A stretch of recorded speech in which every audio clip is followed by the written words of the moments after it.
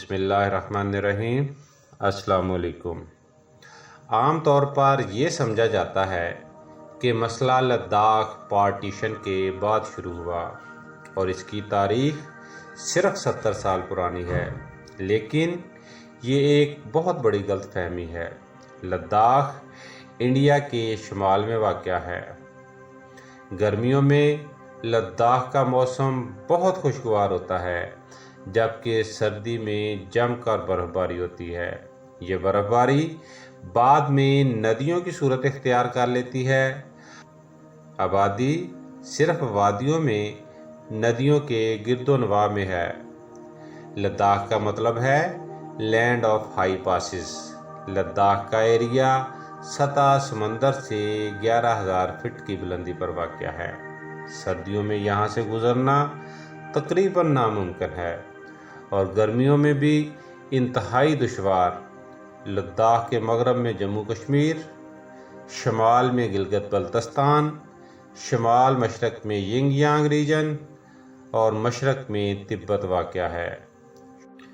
میں ہوں ناصر محمود اور آپ دیکھ رہے ہیں چینل ہند بیتی پر بھارت بیتی سیریز، جس میں آج کا موضوع ہے مسئلہ لداخ کا پس منظر۔ شروع سے ہی سلک روڈ تبت سے گزرتا ہے، اس لیے تبت شروع سے ہی اہم ہے۔ آج سے 1500 سال پہلے تبت کی حکومت بہت مضبوط تھی اور اس کی حدود بہت دور تک پھیلی ہوئی تھی۔ 842 عیسوی میں تبت سلطنت ٹکڑوں میں بٹ گئی، لیکن یہ اتنی مضبوط سلطنت تھی کہ ٹوٹتے ٹوٹتے بھی 100 سال لگ گیا۔ تبت میں سے ایک ریاست مریل کے نام سے علیحدہ ہوئی، جسے بعد میں لداخ کا نام دے دیا گیا، اور مریل نے تبت کے کچھ علاقوں پر بھی قبضہ کر لیا۔ لداخ اور تبت چونکہ ایک ہی سلطنت کا حصہ رہے ہیں، اس لیے ان کی تاریخ، زبان، کلچر اور مذہب ایک ہی جیسے ہیں۔ اس لیے تقریباً 1000 سال تک تبت کا لداخ پر بہت زیادہ اثر و رسوخ رہا۔ جب مریل بادشاہت کمزور ہوئی تو اس کی جگہ نامیال حکومت آ گئی۔ نامیالوں نے علیحدہ ہونے والی ریاستوں کو دوبارہ سے نامیال حکومت کا حصہ بنانا شروع کر دیا، اور نامیال 1460 سے لے کر 1842 تک تقریباً 400 سال لداخ پر حکومت کرتے رہے۔ نامیال پیلس ان کے دور کی اہم ترین عمارت ہے جو لداخ میں ہر جگہ سے نظر آتی ہے۔ جب نامیال اپنے عروج پر تھے، اس دوران انڈیا میں مغلیہ دور چل رہا تھا۔ 1586 میں مغل اعظم اکبر نے کشمیر فتح کر لیا اور کشمیر مغلیہ سلطنت کا حصہ بن گیا، جبکہ لداخ نامیال حکمرانوں کے پاس رہا۔ 1679 سے 1684 تک لداخ کے حکمران نامیال اور تبت حکومت میں شدید معرکہ آرائیاں ہوئیں، جن میں مغل بادشاہ اورنگزیب عالمگیر نے لداخ کے حکمرانوں کا ساتھ دیا۔ جب مغلیہ حکومت کمزور ہوئی تو پنجاب میں رنجیت سنگھ مضبوط ہو گیا اور 1819 میں اس نے کشمیر فتح کر لیا۔ رنجیت سنگھ نے جموں کا علاقہ گلاب سنگھ کے سپرد کیا، جس نے 4000 سپاہیوں کا لشکر تیار کر کے اس کی سربراہی زوراور سنگھ کو دی، جس نے 1834 عیسوی میں لداخ فتح کر لیا۔ 1840 میں لداخ اور بلتستان مکمل طور پر ڈوگرا حکومت کے تابع آ گیا۔ دوسری طرف اس وقت تک تبت مکمل طور پر چائنا کے قبضے میں جا چکا تھا۔ زوراور سنگھ صرف لداخ تک محدود نہ رہا، بلکہ اس نے تبت کا رخ کر لیا اور ماؤنٹ کیلاش تک پہنچ گیا۔ چائنا نے لاسا سے ایک لشکر زوراور سنگھ سے لڑنے کے لیے بھیجا۔ 1841 میں ماؤنٹ کیلاش پر زوراور سنگھ کو شکست ہوئی اور چائنا کا لشکر لداخ کے شہر لیہ تک پہنچ گیا۔ سکھوں کا ایک اور لشکر مقابلے کے لیے آیا اور 1842 عیسوی میں دونوں لشکروں میں امن معاہدہ ہوا اور جنگ سے پہلے والی حدود بحال کر دی گئی، یعنی لداخ ڈوگرا حکومت کے انڈر چلا گیا۔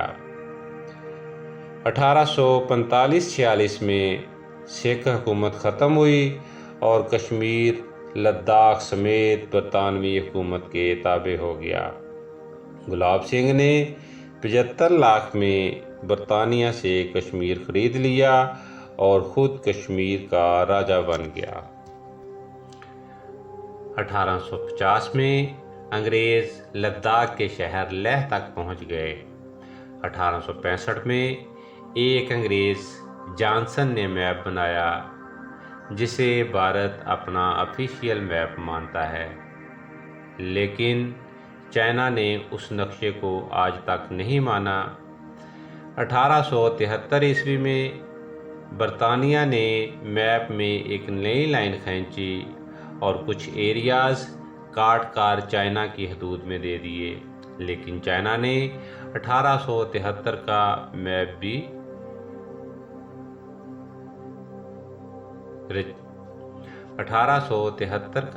ریجیکٹ کر دیا۔ 1897 عیسوی میں مک موہن نے ایک نئی لائن کھینچی اور مزید علاقے چائنا کو دے دیے، لیکن چائنا نے اسے بھی نہیں مانا اور چائنا ہمیشہ سے پورے لداخ کا دعوے دار رہا۔ 1947 میں بھارت آزاد ہو گیا اور بھارت کا لداخ پر کنٹرول ہو گیا۔ چائنا تبت کے بارڈر کی بنیاد پر لداخ کا دعوے دار ہے، جبکہ انڈیا جانسن لائن کا سہارا لے کر لداخ پر قبضے کا خواہش مند۔ بھارت اور چین کے درمیان سفارتی تعلقات 1950 میں شروع ہوئے۔ بھارت چین کا سرحدی تنازع اس وقت شروع ہوا جب بھارتی وزیر اعظم جے ایل نہرو نے 1954 میں بھارت کے ایسے نقشے شائع کرنے کے احکامات دیے جن میں برطانوی دور میں پھیلی ہوئی سرحدوں کو بھی بھارت میں شامل دکھایا گیا۔ خاص طور پر اس میں اکسائی چین کا علاقہ بھی شامل تھا، اور اس اقدام کی وجہ سے برسوں سے قائم جنگ بندی کا معاہدہ ختم ہو گیا۔ اپنے اس دعوے کو تقویت پہنچانے کے لیے بھارتی پریس نے کھلے عام تبت کی آزادی کا ڈنڈورا پیٹنا شروع کر دیا۔ 1961 میں لیک کے شمال میں چینی حدود کے اندر بھارت نے 43 چوکیاں تعمیر کرنے کا منصوبہ بنایا، لیکن چین کے لیے کسی بھی صورت میں یہ بات قابل قبول نہ تھی۔ اسی بنا پر 1962 میں بھارت اور چین کے مابین جنگ ہوئی، جس میں بھارت کو پوری طرح شکست کا سامنا ہوا۔ 1962 میں بھارت کی بدترین شکست کے بعد دونوں ممالک کے درمیان 1993، 1996 اور 2005 میں بارڈر مینجمنٹ پر معاہدے ہو چکے ہیں، لیکن ابھی تک سرحدی علاقوں کی نشاندہی نہیں ہو سکی۔ بھارت اور چین کے مابین سرحدی لائن کو لائن آف ایکچول کنٹرول یا لیک کہتے ہیں۔ لیک ایک سرحدی حد بندی ہے جو ہندوستان کے زیر کنٹرول علاقے کو چینی زیر کنٹرول علاقوں سے الگ کرتی ہے۔ بھارت لیک کو 3488 کلومیٹر لمبا سمجھتا ہے، جبکہ چین اس کو صرف 2000 کلومیٹر لمبا سمجھتا ہے۔ بھارت لداخ کے شمال میں واقع اکسائی چین پر اپنا دعویٰ کرتا ہے، جو کہ 1962 کی بھارت چین جنگ کے بعد چین کے مکمل زیر انتظام آ گیا تھا، جبکہ چائنا اکسائی چین کو اپنے صوبے سنک یانگ کا حصہ تسلیم کرتا ہے۔ اسی طرح چین اروناچل پردیش پر اپنا دعویٰ کرتا ہے جو کہ انڈیا کے زیر انتظام ہے۔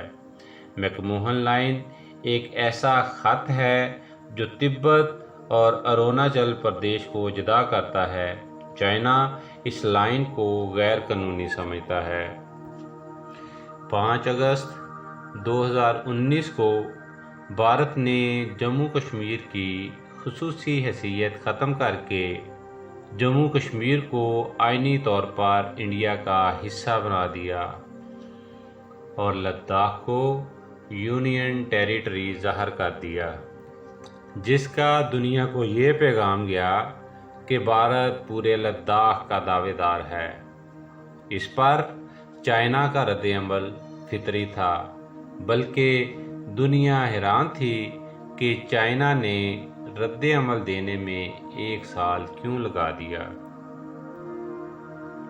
انڈین میڈیا کی رپورٹس کے مطابق چینی فوج وادی گلوان کے جنوب مشرق میں تقریباً 3 کلومیٹر دور ہندوستانی علاقے میں داخل ہو چکی ہے، جو مشرقی لداخ میں ہاٹ اسپرنگز ایریاز کے طور پر جانا جاتا ہے۔